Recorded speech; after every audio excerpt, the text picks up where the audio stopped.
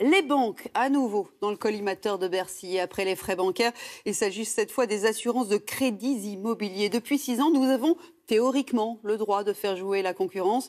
Mais dans les faits, les banques mettraient la pression sur leurs clients et les courtiers pour conserver ces contrats qui leur rapportent de l'argent.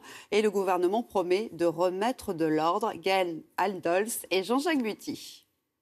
Pour acheter son appartement il y a 7 ans, Philippe Chervy contracte un emprunt et l'assurance qui va avec.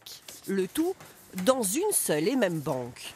À l'automne dernier, il veut faire baisser le montant de son assurance emprunteur et sollicite la concurrence. Il me restait environ 6 000 € d'assurance à payer.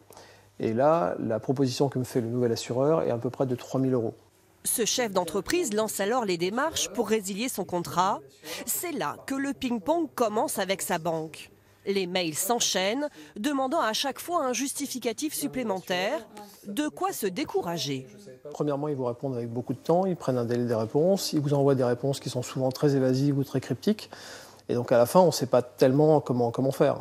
La loi est pourtant claire. L'emprunteur peut changer d'assurance à chaque date anniversaire de son crédit.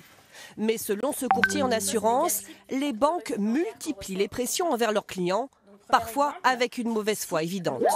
Ça, c'est une de nos perles qui explique que la réglementation en vigueur ne prévoit pas la possibilité de résilier l'assurance. Donc là encore, c'est totalement faux et c'est encore une manœuvre bancaire pour empêcher l'emprunteur de profiter de son droit.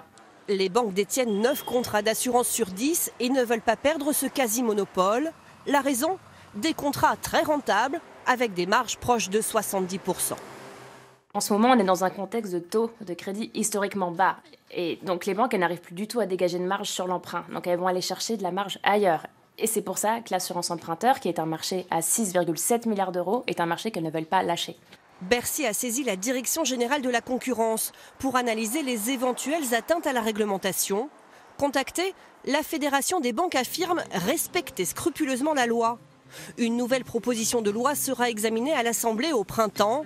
À la clé, des amendes pouvant atteindre 15 000 € par dossier.